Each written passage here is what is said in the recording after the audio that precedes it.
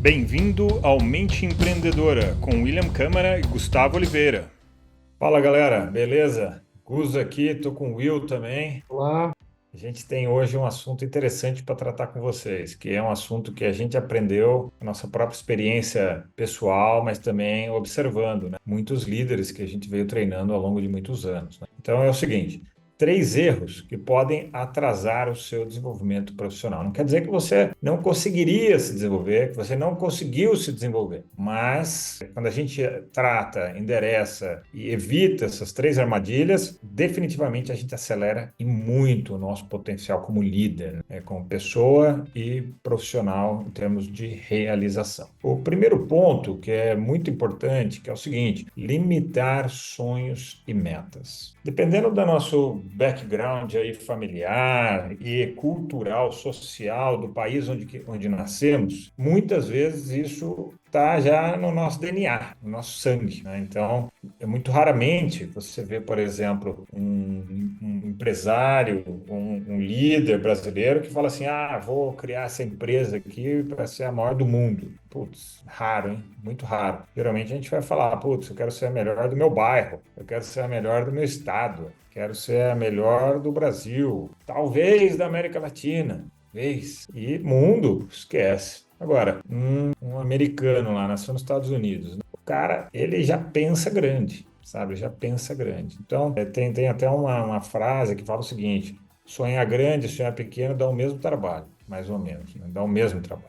Então, não é ficar maluco, viajando na maionese e acreditando que as coisas caem do céu, agora você mora na empresa do mundo só porque eu quero. Tem muita coisa, muita água para passar debaixo da ponte, né? E eu gosto até de contar uma história pessoal, né, minha, que em 2015 eu fui num evento nos Estados Unidos e naquele ano eu olhei aquela pessoa que estava ali falando, o palestrante, estava contando da história da empresa dele e tal, que atuava no mesmo segmento da minha empresa, e ele falando: pô, em 2002 a gente montou a empresa e a gente tinha uma visão, a gente queria ser a maior empresa daquele ramo no mundo. E aí eu pensei, eu olhei para mim, né, minha mesa estava cheia de brasileiro, e aí eu olhei para eles e falei: caraca, meu. Montei a empresa em 2002 também e eu queria ser a maior empresa do interior do estado de São Paulo. Eu consegui e ele conseguiu ser a maior do mundo. Pô, por que que eu não pensei, né? Não sonhei em ser a maior do mundo? Talvez eu não tivesse chegado à maior do mundo, mas talvez eu tivesse chegado à maior do Brasil, né? Então, e era simples paradigma, era simples modelo mental cultural. Quer acrescentar alguma coisa nesse sentido, Will? você tocou no modelo cultural. Eu gosto de uma palavra mais simples, que acho que ela é mais prática. Você trouxe aqui, o erro é limitar os sonhos e metas, né? E aí, qual seria a solução para isso? Se expor a referências fora do seu paradigma. Porque senão a gente nunca cresce a consciência. Eu gosto daquela frase, né? O nosso paladar, ele nunca retrocede. Quando você experimenta uma coisa, uma comida boa, por exemplo, você vai querer sempre comer aquela comida boa. Porque você aprendeu que aquela comida é boa e aquilo que você comia não era tão bom. Quando você experimenta frequentar um hotel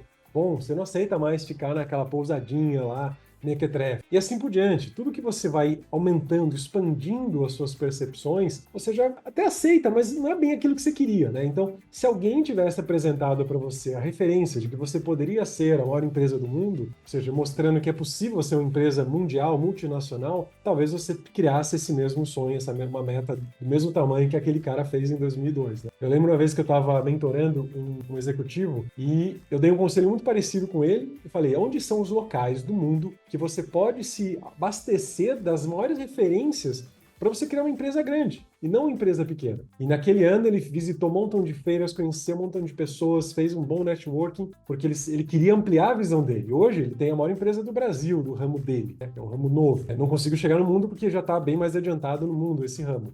Mas no Brasil, hoje, ele tem a maior empresa. Então, ajudou ele a ter uma referência maior. Então, amplia suas referências, os seus trilhos, né? Senão você vai ficar sempre naquela mesmice, né? Naquele paradigma reduzido. E foi exatamente isso que aconteceu comigo em 2015, né? Aí, naquele exato momento, já mandei mensagem para minha equipe na época. Falei: galera, é o seguinte, contei a história, essa história toda. Falei: ó, chegar aí, a gente vai repensar o nosso plano. Aí, quando eu voltei, eu conversei com eles, tal, tal, tal. E aí, a gente decidiu que a gente ia para cima, né? A gente ia para as cabeças. Vamos ser a maior do Brasil e um dia a gente vai internacionalizar e um dia a gente vai ser global. Aí todo mundo, nossa, que legal, mas não é loucura? Eu falei, cara, se é loucura eu não sei, mas sonhar não custa nada. Vai dar o mesmo trabalho que a gente já tinha, né? E coincidência ou não, naquele ano, foi bem no começo do ano, naquele ano a gente cresceu 111%, não sei se vocês se lembram, mas foi aquela baita crise que o Brasil passou um tempinho, foi a saída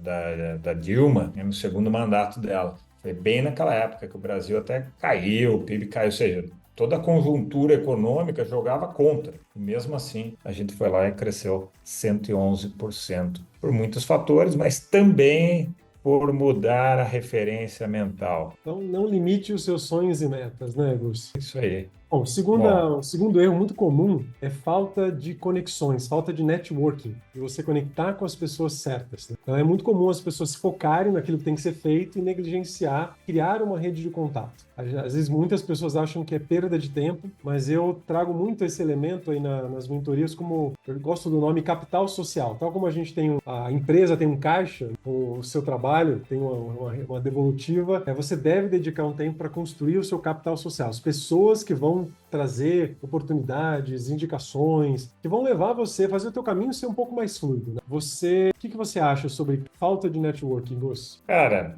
é assim, dá para fazer esse networking? Dá, mas demora muito mais. E quando a gente é muito focado e no pragmatismo e na execução, a gente fica mergulhado nisso. E você esquece do mundo, esquece das conexões, esquece que isso é importante.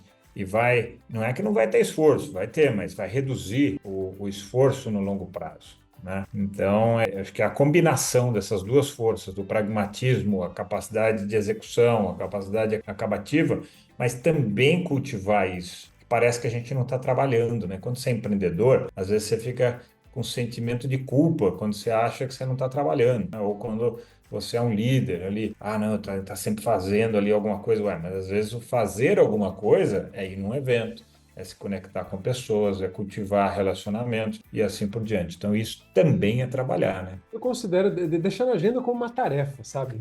Ligar para as pessoas, perguntar, oi, como é que você está? O que você tem feito? Tem relacionado com quais pessoas? Tem vendido para qual empresa? Tem contratado serviço de qual empresa? Porque às vezes um pequeno contato pode fazer muita diferença no teu caminho. Uma empresa, um fornecedor diferente que facilita a tua vida, nossa, acelera o teu negócio de uma forma muito boa. E tem uma coisa que é muito interessante, que as pessoas adoram conectar você com outras pessoas. Tem muita gente que curte isso, curte ajudar. Nós vemos em humanidade. A humanidade não é nós, né, humanos, não somos o mamífero mais perigoso do planeta. Mas nós nos unimos, né, colaboramos com pessoas, com desconhecidos, e hoje somos uma espécie que domina o planeta, porque nós temos a capacidade de colaborar, de conectar com pessoas. Então, esse é um elemento crucial aí para a sobrevivência, tá? Não só para o sucesso profissional. Verdade. Bom, e o terceiro e último elemento que a gente queria trazer hoje, que é mais um erro aí também, que é humildade excessiva. Humildade é uma qualidade bacana, positiva, valorizada, né? Porque ninguém quer trabalhar com alguém que é arrogante, ninguém quer conviver com pessoas arrogantes. Então, legal, muito bom. Só que quando a gente vai para o extremo da coisa, a gente fica subserviente, a gente fica apagado demais. Então a gente precisa saber do valor que cada um de nós tem, da capacidade que cada um de nós tem, dos nossos superpoderes, que inclusive é um trabalho que a gente faz com os líderes, né, e as equipes desses líderes, que é para descobrir o superpoder de cada um, meu. E a hora que você descobre, você tem que batalhar e continuar desenvolvendo aquilo, para aquilo virar realmente um superpoder e não se sentir amedrontado de demonstrar aquela sua capacidade, né? O mundo, a sociedade, a empresa precisa que a gente faça uso daquilo que a gente é muito bom. E quando a gente fica humilde demais, a gente tenta esconder que a gente é muito bom em alguma coisa. Parece maluquice isso, mas a gente faz, né? Principalmente nós latinos, né? Nascemos num país latino, Brasil, por exemplo, a gente tem muitas vezes síndrome de país colonizado, né? Onde só as coisas de fora são boas, só dos Estados Unidos, só da Europa. pobre coitado de nós, e a gente se apaga, né? E até a experiência que eu tive de morar nos Estados Unidos, em Nova York, que é um lugar super, hiper competitivo, né? Quando a gente acha que tem competitividade no Brasil, vai para Nova York para você ver uma coisa, né? Lá é hiper competitivo e ninguém tem vergonha de ser o que é e se posicionar, né? Tem alguns que passam do ponto, eles são arrogantes, mas tudo bem, não dá um desconto. Então, aprendi muito isso lá e aprendi como a gente, como brasileiro, a gente se posiciona meio apagadão, sabe? Meio, parece que a gente tem medo de posicionar, de nos colocar, sabe? Eu cheguei lá e eu percebi que eu falava humilde demais com os locais, os nova-iorquinos. Eu falei, cara, besteira é essa? E aí comecei a me trabalhar para me modificar. E aí, lá pelas tantas, eu já estava bem misturado lá, já estava sendo bem recebido, aceito profissionalmente, valorizado, mas a gente tem que se valorizar primeiro, né? Você fala de humildade excessiva, né, Gus? Porque É, a gente não pode ser arrogante também, né? Eu sou muito bom nisso, sai da minha frente, não é isso. Mas é não ter aquele excesso de humildade, senão parece que você não confia em você, não confia na é, sua competência profissional, não confia no seu trabalho, na sua empresa. Então, assim, tira isso do lado, valoriza, se venda bem, que isso vai facilitar o teu caminho. Se você observar discursos de empresários em vários locais, é muito comum você pegar um ou outro um profissional bem-sucedido, usar esse discurso humilde demais, né? Para não parecer tão melhor do que os outros. Porque o Brasil, embora seja um país assim muito rico, tem muita escassez ainda, falta muita coisa para o Brasil ser um grande país, né? Então, para você não ficar chato, mostrar que eu sou muito melhor que todo mundo, você acaba ativando essa humildade excessiva. Mas isso não é bom profissionalmente. A gente precisa é. colocar nossas qualidades para fora. Até para criar referências de abundância, de que você está sempre se melhorando, crescendo, que vão alinhar com aquela sua meta alta, né? Que vão facilitar você fazer um network. Então, esses três erros, eles juntos, eles somados, eles atrapalham bastante o desenvolvimento profissional. E isso faz parte até da missão da Upskill, né? A nossa empresa, porque seria muito legal, cada vez mais, a gente ter referências no Brasil, né? Referências próximas dessa prosperidade, desse posicionamento bacana, né? Com confiança, que não precisa ficar ali se escondendo, seria muito legal. Então, faz parte aí da nossa missão também desenvolver cada vez mais líderes, pessoas que escrevam livro, pessoas que deem palestra internacionalmente. Por que não? Por que não? Então, isso faz parte também do nosso trabalho, tá? Do nosso trabalho, trazer mais autoestima, mais confiança para o líder e para o empresário brasileiro. É muito mais gostoso trabalhar com gente assim também, Gus. Quando você trabalha com alguém que não tem muita confiança, que não confia em si, que se joga para baixo, ou é humilde demais, tentando mostrar muito, cansa às vezes, sabe? Poxa, seja você, seja autêntico, seja verdadeiro, né? Não precisa ficar escondendo os seus talentos. É isso aí.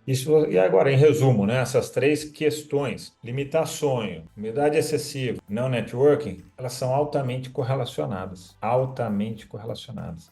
Então, muitas vezes, a humildade excessiva faz que você não queira se expor com sonhos muito ousados e não queira se expor em networking. Olha que louco, né? Como essas coisas são super conectadas, né? Enfim, esse foi o nosso bate-papo de hoje. Espero que você tenha gostado. Deixo aqui para vocês um grande abraço. Até a próxima. Esse foi o episódio de hoje. Se você quiser conhecer mais sobre o assunto, sobre todo esse desenvolvimento da mente empreendedora e da mente do líder do futuro, convido você a acessar o meu site gustavooliveira.com.br, que vai te direcionar para todo o trabalho da Upskill e todo o trabalho de desenvolvimento da liderança que a gente faz.